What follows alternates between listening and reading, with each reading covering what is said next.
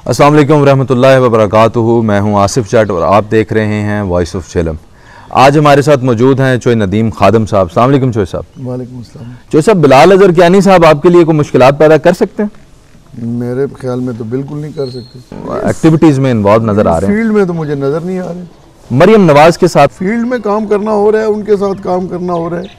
यहाँ पे field politics है। ये तो सुबह से लेके शाम तक आपको 24 घंटे का काम करना पड़ता है और लोगों के साथ 7 दिन 12 महीने पूरे रहना पड़ता है ना। तो ये तो नहीं है, पार्ट टाइम जॉब तो नहीं है ना जो फील्ड पॉलिटिक्स है जिसमें अपने MPA या MNA बनना होता है। तो इसके लिए आपको मुकम्मल हल्के के अंदर रहना पड़ता है। बल्कि एक आदमी के बस की बात नहीं है, पूरे ख़ानदान को, ख़ानदान के 3-4 आदमी, स्पेशली जिस तरह हमारे पास 4 हल्के हैं, 2 हल्के हैं सूबाई का और कौमी का, तो हम 4-5 बंदे घर के जो हैं वो फुल टाइम काम कर रहे हैं। जो सईद बोकन साहब, राना सनाउल्लाह और दीगर कायदीन के साथ उनकी मुलाकातें हुई हैं, गरमाला ख़ानदान के साथ वो क्यों नहीं मुलाकातें कर रहे?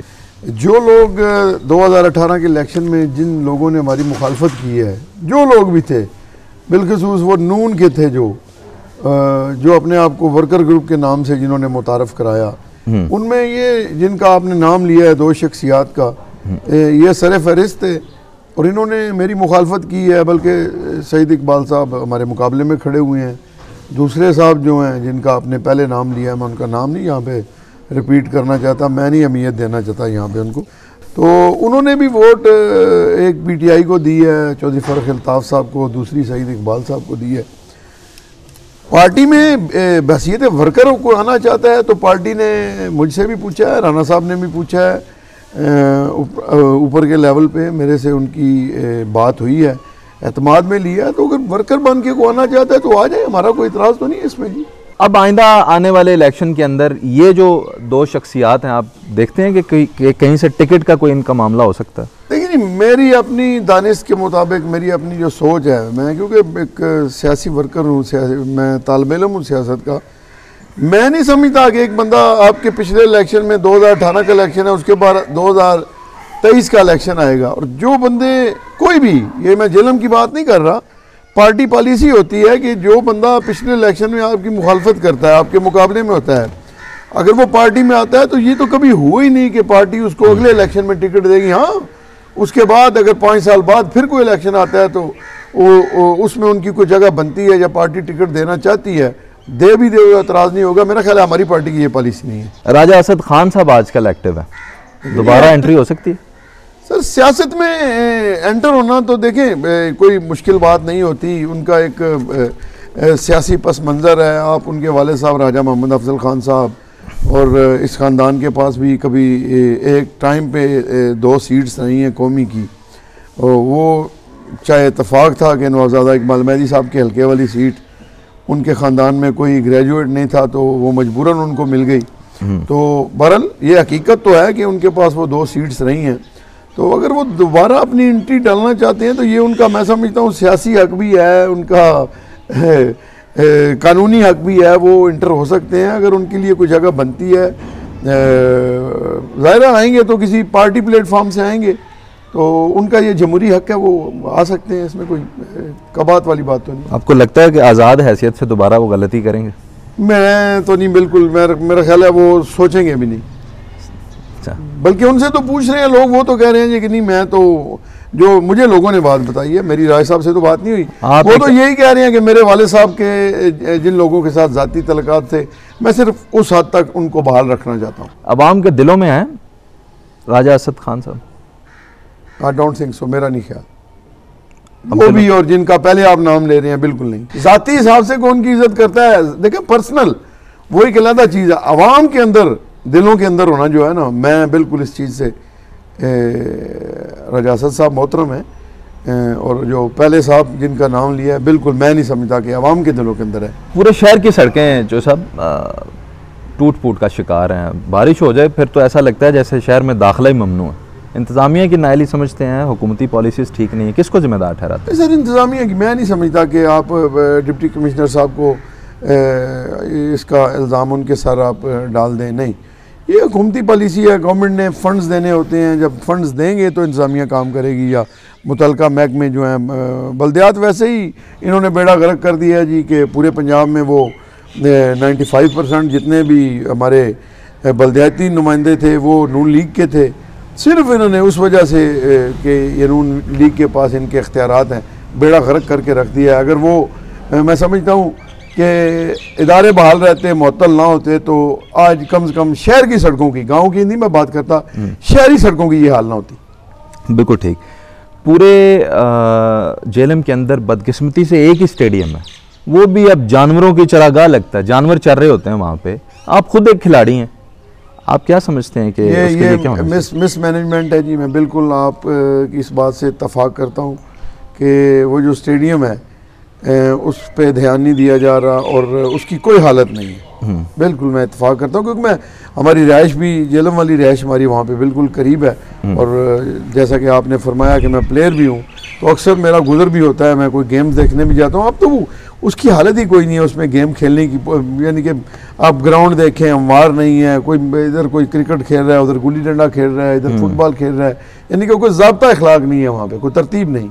लदड़ ख़ानदान से बज़ाहिर तो सियासी इख्तलाफ है आपका, बस पर्दा तो जफियाँ भी डालते हैं। लदड़ ख़ानदान की जहाँ तक बात है मेरा ख्याल है हमारा इख्तलाफ उनके बड़े ही पुराने हैं और हमारे वो सियासी हरीफ भी हैं और मुस्तकबिल में भी हमारा और उन्हीं का मुकाबला होना है, जो हकीकत बात है। तो जहाँ तक जफियों की बात है, ये जो ज़ाती गमी खुशी में शामिल होना, ये हमारी और उनकी रस्में चलती हैं।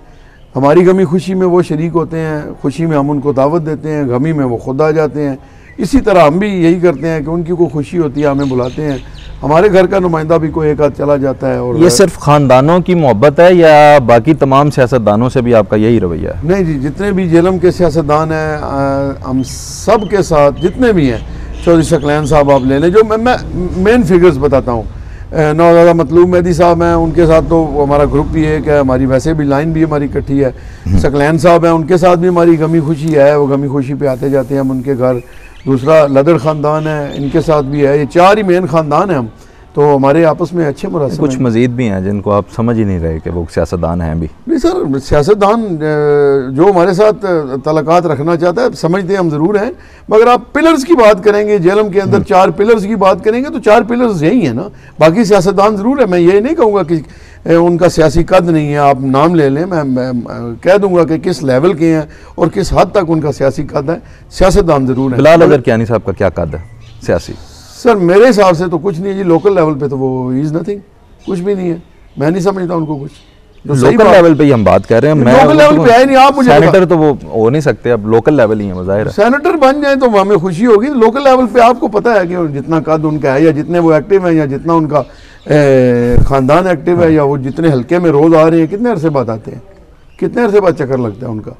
ठीक, हमारे MNA साहब कितने अरसे बाद आते हैं, सिटिंग MP MNA की पोजीशन देख लें, उन्हीं को बता दें मुझे। थोड़े से मुतरक नज़र आते हैं मुझे। अगर सबसे ज़्यादा कोई नज़र बंदा आता है ना जेलम के अंदर, तो वो हमारे मुखालिफ भी हैं, सीट हमसे जीती है उन्होंने मेरे चाचू से, मुझे चौधरी ज़फ़र साहब नज़र आते हैं, जो हकीकत है। फवाद चौधरी और फ़रख अल्ताफ़ साहब का, उनकी परफॉर्मेंस कैसी रही है? देखिए नहीं, फवाद साहब का हल्का जो है, ये मैं जिधर बैठा हूँ मेरा गाँव जो है, ये इत्तफाक है कि सिलेक्शन में उधर चले गए। कोई हल्कों की बंदर बांट इन्होंने इस तरह की कि इलेक्शन को इन्होंने जीतना था या आसान तरीके से रिग करना था। तो फवाद साहब की परफॉर्मेंस मैं नहीं समझता है कि हमारे गांव वाली रोड बनी है ये 4 किलोमीटर, बाकी मेन PD खान रोड है उनके हल्के का, सबसे मेन रोड वो है। इतनी खस्ता हालत है उस रोड की, आगे उससे आगे नाड़ा वाला रोड है, वो आप देख लें। मेरा ख्याल है अब और ये बारिशें अगर अगली गर्मियों वाली बारिशें आ गई तो आपका PD खान जाना मुश्किल काम होगा, आप नहीं जा सकेंगे। यानी आप उनकी परफॉर्मेंस को आउट ऑफ 10 कितने मार्क्स देते हैं? सर मैं तो आउट ऑफ 10 मार्क्स देंगे तो मैं तो उनको मेरा ख्याल है 2.5 दूंगा जी। अच्छा, यानी कि तो मनफी जा रहे हैं फिर ये? नहीं, देखिए नजर नहीं ना आ रहा, या तो कुछ शो करें ना। एक ही मेन रोड है जेलम से कंदवाल रोड है, आप उसकी हालत देख लें, बाकी काम छोड़ दिया। सिर्फ रोड ही डेवलपमेंट का हिस्सा तो नहीं होते, प्रोजेक्ट्स भी होते हैं, कोई मेगा प्रोजेक्ट भी तो नहीं है? मेगा प्रोजेक्ट दे ना कोई, वो क्यों नहीं दे सकते हैं, दे मेगा प्रोजेक्ट क्यों नहीं देते? मिनिस्ट्री के आने के बाद तो आना चाहिए था प्रोजेक्ट को जेल में। बहुत कुछ आना चाहिए था, जितने उनके पास मैं समझता हूँ इख्तियारात हैं, जितने। अगर आप मिनिस्टर होते तो क्या करते? जी मैं अभी वही तक क्या विजन होता आपका सर जेलम के देखिए, लिए? पिछले 5 साल दौर में जो हमारे काम हुए हैं, जो लाल साहब ने सूबाई के हल्के में करवाए हैं, आपको पता है हमारे तकरीबन बड़े काम मुकम्मल हो चुके हैं। सर मैं होता तो मैं तो सबसे पहले ये जेलम पीडी खान रोड है ये डबल होती, एक टिल्ला जोगियां वाली जो रोड है जो जाती है डुमेली को टच करती है, वो मैंने उसकी फिजिबिलिटी भी बनवाई हुई थी, जो ये हून मोहल्ला नाड़ा से जाती है वो बनती, प्लस जो नाड़ा से सड़क जाती है पदरी वाली साइड पे उसमें कोई 5-6 किलोमीटर कच्ची रह गई है वो बनती। उससे आगे जो फटियाल को क्रॉस करती है ये कोतलकुंड वाली रोड, ये हमारी रोड है ये बननी चाहिए थी। और जो मोटरवे हमारी खारियां से रुकी है वो मैं समझता था आगे उसका हमारी गवर्नमेंट ने फिजिबिलिटी भी बनी हुई है, मंसूबे में भी है।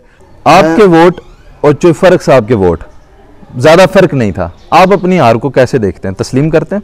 नहीं जी, मैं अपनी हार को बिल्कुल तस्लीम नहीं करता। देखिए मेरी हार मैं हारा ही नहीं हूँ, क्योंकि इन्होंने शाम के बाद जब 5 का टाइम हुआ है, जेहलम शहर, दीना और सुहावा जितने भी हमारे पोलिंग एजेंट से तकरीबन 10% जो लड़ के अंदर रह गए, बाकी तमाम को इन्होंने बाहर निकाल दिया था।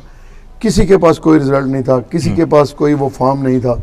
और रात को ये मेरा रिज़ल्ट शो कर रहे हैं 94,800 जो टीवी पे शो हुआ है। जब मैं रीकाउंटिंग में गया हूँ तो मेरा वोट बन गया 1,06,81 वोट बन गया, और चोई साहब के 1,12,000 कुछ के कुछ ही रहे।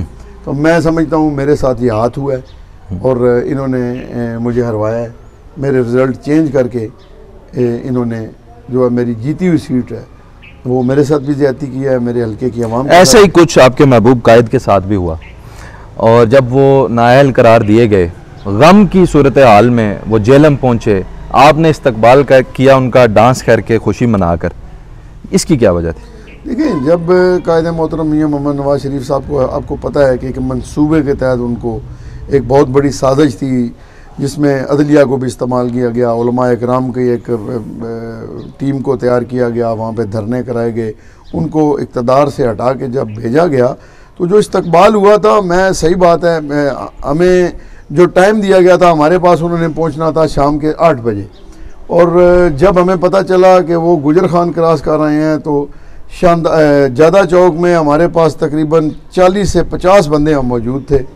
और डांस करने का मकसद जो था वो खुशी का इजहार भी था और अल्लाह तबारक व तआला का शुक्र भी था कि जब कायदे मोहतरम वहाँ पे पहुँचे, और आपको भी पता है कि जिस तरीके से वहाँ पे इस्तकबाल हुआ और लोग टीवी पे सुन के, देखें वो हमारी मेहनत भी थी, लोगों को हमने लोगों को 7 बजे का टाइम दिया हुआ था, और हम देखें हम पटवारी लोग हैं, हम सकाफती लोग हैं, पहलवान लोग हैं, खेलों में हिस्सा लेते हैं, ये डांस भंगड़े हमारे कल्चर का हिस्सा हैं, हम डालते हैं ये, तो मैं फ़ख्र महसूस करता हूँ, खुशी का इजहार, मैंने अपने कायद के लिए खुशी का इजहार किया, तो मेरे लिए फ़ख्र की बात है।